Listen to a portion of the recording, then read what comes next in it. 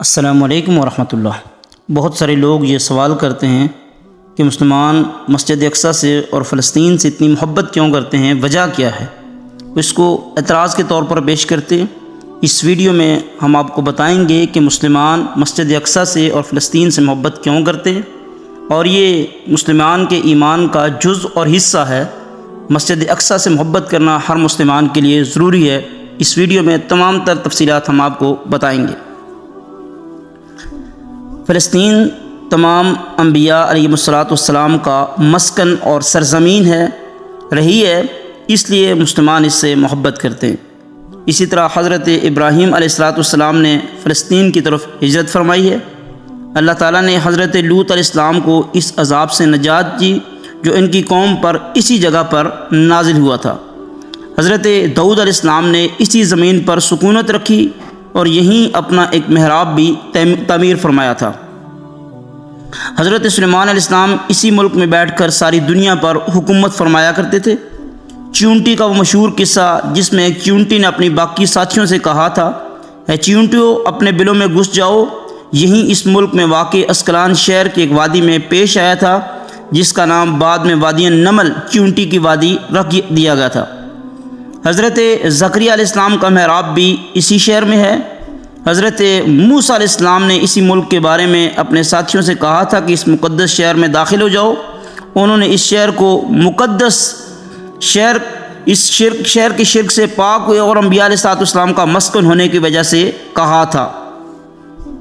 اس شہر میں کئی معجزات وقوع پذیر ہوئے جن میں اللہ کے حکم سے ایک کنواری بی بی حضرت مریم کے بطن سے حضرت عیسیٰ علیہ السلام کی ولادت مبارکہ بھی ہوئی ہے۔ حضرت عیسیٰ علیہ السلام کو جب ان کی قوم نے قتل کرنا چاہا تو اللہ تبارک و تعالیٰ نے انہیں اسی شہر سے آسمان پر اٹھا لیا تھا۔ ولادت کے بعد جب عورت اپنی جسمانی کمزوری کی انتہا پر ہوتی ہے، ایسی حالت میں بھی مریم کا کھجور کے تنے کو ہلا دینا بھی ایک معجزہ الہی ہے۔ قیامت کی علامات میں سے ایک حضرت عیسیٰ علیہ السلام کا زمین پر واپس تشریف لانا اسی شہر کے مقام سفید مینار کے اوپر ہوگا۔ اسی شہر کے ہی ایک مقام باب لد پر حضرت عیسیٰ علیہ السلام مسیح دجال کو قتل کریں گے۔ فلسطین ارض محشر ہے۔ اسی شہر سے یاجوج ماجوج کا زمین میں قتال اور فساد کا کام شروع ہوگا۔ اس شہر میں وقوع پذیر ہونے والے قصوں میں سے ایک قصہ طالوت اور جالوت کا بھی ہے۔ فلسطین کو نماز کی فرضیت کے بعد مسلمانوں کا قبلہ اول ہونے کا اعزاز بھی حاصل ہے۔ ہجرت کے بعد حضرت جبریل علیہ السلام دوبارہ دوران نماز ہی حکم ربی سے محمد رسول اللہ صلی اللہ علیہ وسلم کو مسجد اقصیٰ فلسطین سے بیت اللہ مکہ مکرمہ کی طرف رخ کرا گئے تھے۔ جس مسجد میں یہ واقعہ پیش آیا وہ مسجد آج بھی مسجد قبلتین کے نام سے مشہور ہے۔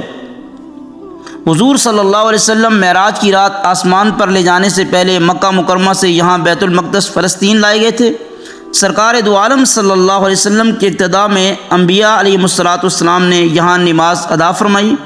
اس طرح فلسطین ایک بار پھر سارے انبیاء کا مسکن بن گیا۔ سیدنا ابو ذر کہتے ہیں کہ میں نے رسول اللہ صلی اللہ علیہ وسلم سے عرض کیا کہ زمین پر سب سے پہلی مسجد کون سی بنائی گئی؟ تو آپ صلی اللہ علیہ وسلم نے فرمایا کہ مسجد الحرام یعنی خانہ کعبہ۔ میں نے عرض کیا کہ پھر کون سی مسجد بنائی گئی؟ تو آپ صلی اللہ علیہ وسلم نے فرمایا کہ مسجد اقصیٰ یعنی بیت المقدس۔ میں نے پھر عرض کیا کہ ان دونوں کے درمیان کتنا فاصلہ تھا؟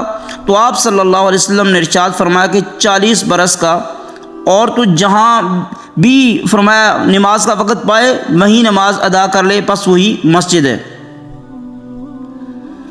اور جب رسول اللہ صلی اللہ علیہ وسلم کا وصال ہوا اس کے بعد حضرت ابو بکر صدیق رضی اللہ تعالیٰ عنہ انہوں نے ارتداد کے فتنے اور دیگر کئی مشاکل سے نمٹنے کے لیے عسکری اور افرادی قوت کی اشد ضرورت کے باوجود بھی ارض شام یعنی فلسطین کی طرف آپ صلی اللہ علیہ وسلم کا تیار کردہ لشکر بھیجنا بھی ایک ناقابل فراموش حقیقت ہے۔ اسلام کے سنہری دور حضرت عمر فاروق رضی اللہ تعالیٰ عنہ کے دور میں دنیا بھر کی فتوحات کو چھوڑ کر محض فلسطین کی فتح کے لیے خود سیدنا عمر کا چل کر جانا اور یہاں پر جا کے نماز ادا کرنا اس شہر کی عظمت کو اجاگر کرتا ہے۔ دوسری بار بعینی معراج کی رات بروز جمعہ 27 رجب 583 ہجری کو صلاح الدین ایوبی کے ہاتھوں اس شہر کا دوبارہ فتح ہونا بھی ایک نشانی ہے۔ بیت المقدس کا نام قدس قرآن سے پہلے تک ہوا کرتا تھا، قرآن نازل ہوا تو اس کا نام مسجد اقصیٰ رکھ دیا گیا۔ قدس اس شہر کی اس تقدیس کی وجہ سے ہے جو اسے دوسرے شہروں سے ممتاز کرتی ہے۔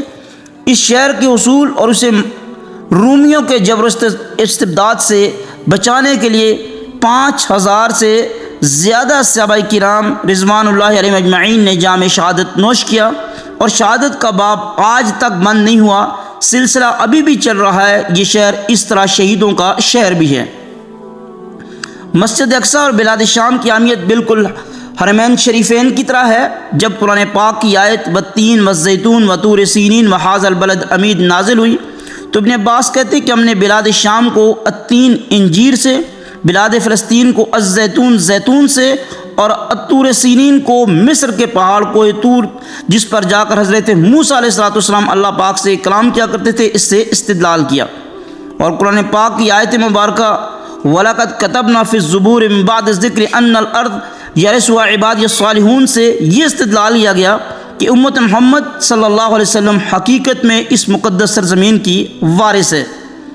فلسطین کی عظمت کا اندازہ اس بات سے بھی لگایا جا سکتا ہے کہ یہاں پر پڑھی جانے والی ہر نماز کا اجر 500 گنا بڑھا دیا جاتا ہے۔ یہ وجوہات ہیں، یہ اسباب ہیں جس کی وجہ سے ہر مسلمان بیت المقدس سے اور فلسطین سے محبت کرتا ہے۔ ویڈیو اچھی لگی ہے لائک کیجئے، چینل پر نئے سبسکرائب کیجئے۔ Thank you very much.